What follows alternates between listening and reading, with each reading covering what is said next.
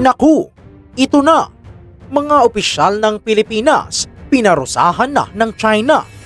Pati ang mga simpleng Pilipino, pinagbawalan na ring pumasok sa Hong Kong at Macau. At ang nakakatakot dito, nanganganib na madamay ang ating mga kababayan na nagtatrabaho sa Hong Kong at iba pang bahagi ng China. Nagkakainitan na ang mga senador at ang Chinese Embassy. Pati si Tariela ng PCG at si Senator Cayetano nagkakasagutan na rin. Pero hindi lang yan. Habang umiinit ang tensyon sa pagitan ng Pilipinas at China, ang Taiwan naman ay muntik ng banggain ng mga Chinese fighter jet sa ere. Isang hakbang na lang at posibleng sumabog ang sitwasyon. At ang Estados Unidos hindi na nakapagpigil. Naglabas na ng matinding babala ang US Congress laban sa Beijing. Re-resback ang Amerika. Mga kahistoryador, pansinin nyo ito ng mabuti. Nitong mga nakaraang araw, nagulat ang marami nang biglang maglabas ng desisyon ang China. Ang target nila, hindi mga sundalo, kundi mga lokal na opisyal ng gobyerno ng Pilipinas. Oo, alam nyo ba kung sino ang tinamaan? Ang mga opisyal ng Bayan ng Kalayaan sa Palawan. Idineklara ng China ang mga opisyal na ito bilang persona non grata. Ibig sabihin, bawal na silang tumapak sa China. At dahil kontrolado ng China ang Hong Kong at Macau, damay na rin ang mga lugar na ito. Bawal na silang pumasok doon. Blacklisted na. Bakit galit na galit ang China sa mga opisyal ng kalayaan? Simple lang ang dahilan. Dahil ang mga opisyal na ito ay ginagawa lang ang trabaho nila sa sarili nating teritoryo. Ang munisipalidad ng Kalayaan ay sakop ang Pag-asa Island. Ang ginawa ng mga opisyal, nagplano sila at nagpatupad ng mga proyekto para paunlarin ang turismo at kabuhayan sa Pag-asa Island.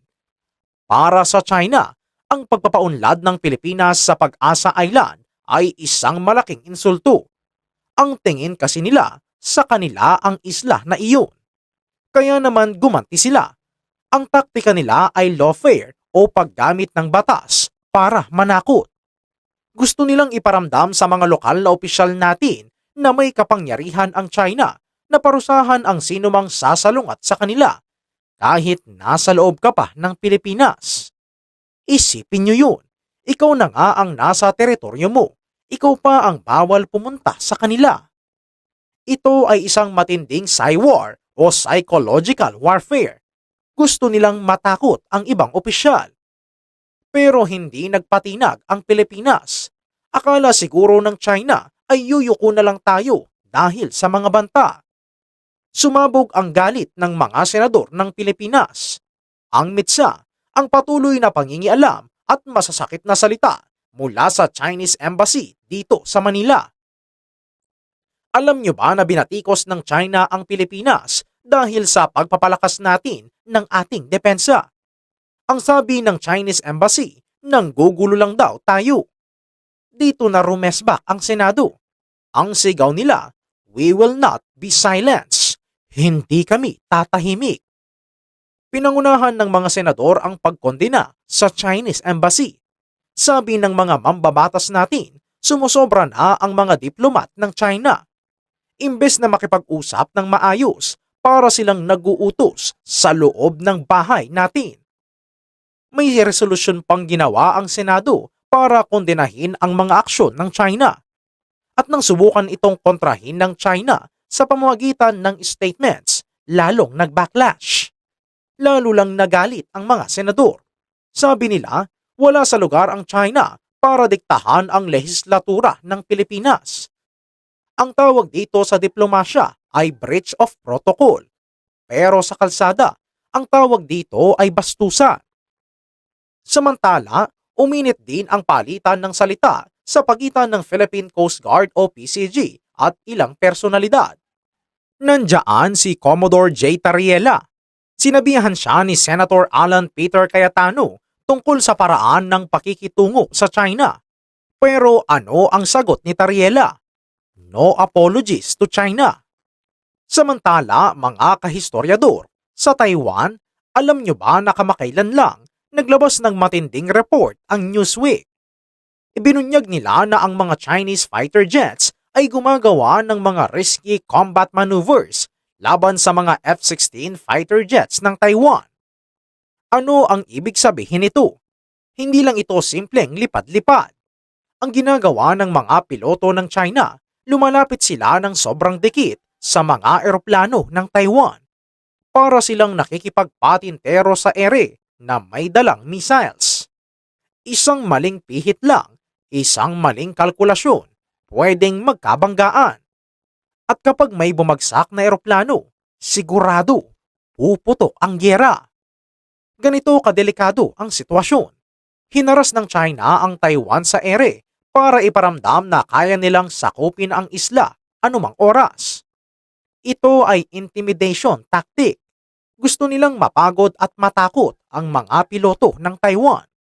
Pero hindi pumayag ang Estados Unidos. Pumasok na sa eksena ang US Congress. Nagpasa sila ng House Bill na nagbibigay ng babala sa China. Ang mensahe ng Amerika, huwag niyong galawin ang Taiwan. Re-resbakan namin kayo. Ang House Bill na ito ay hindi lang papel. Ito ay senyales na handang gumalaw ang Amerika kapag ginalaw ng China ang Taiwan. Kasama sa bill ang pagpapalakas ng suporta sa Taiwan, hindi lang sa armas, kundi pati sa ekonomiya. Binalaan nila ang China na tigilan ang panggigipit. Dahil dito, lalong naging maigting ang tensyon. Nasa gitna ngayon ang Amerika ng dalawang higante sa Asya.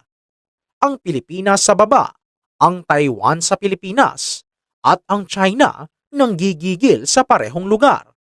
Ngayon, baka itatanong nyo, mga kahistoryador, ano naman ang kinalaman natin sa Taiwan? Di ba away nila yun? Oo, pero dyan tayo nagkakamali. Pansinin nyo ang mapa. Napakalapit ng Taiwan sa Batanes. Kung puputok ang gyera sa Taiwan, damay ang Pilipinas, gusto man natin o hindi. Pero nilinaw ng mga opisyal natin ang isang bagay. Lumabas ang balita na may joint air patrols ang Pilipinas at US. Ang sabi ng iba, paghahanda raw ito para sa Taiwan. Pero mabilis itong sinagot ng ating gobyerno.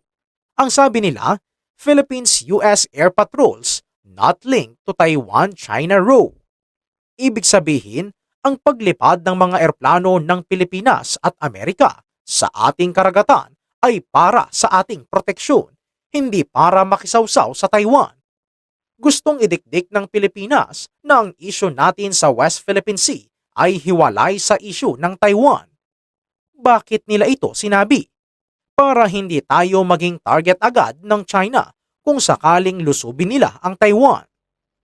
Isa itong strategic move. Pinapakita natin na ang interes natin ay ang sarili nating soberanya.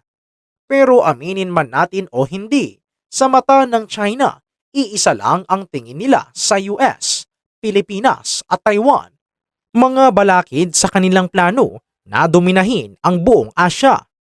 Kaya naman kahit sabihin nating hindi konektado, ang realidad ay nasa iisang teatro ng digmaan tayo. Ang South China Sea o West Philippine Sea at ang Taiwan Strait ay magkadugtong na tubig na parehong inaangkin ng China. Kapag nagkagera sa taas, dadaloy ang dugo pababa. Kaya ang tanong, simula na ba ang gyera? Ang sagot ay wala pang gyera dahil wala pang nagpapaputok ng baril. Wala pang missiles na lumilipad. Pero mga kahistoryador, nagsimula na ang ibang klase ng gyera.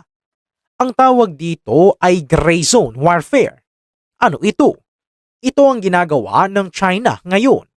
Pambubuli, pambabawal sa mga opisyal, persona non grata, paggamit ng water cannon, pagharang sa mga mangingisda, dangerous maneuvers sa ere laban sa Taiwan.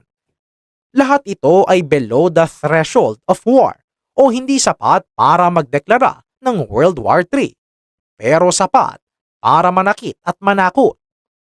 Pero pansinin nyo, nag-iiba na ang timpla. Dati, puro salita lang. Ngayon, may mga parusa na.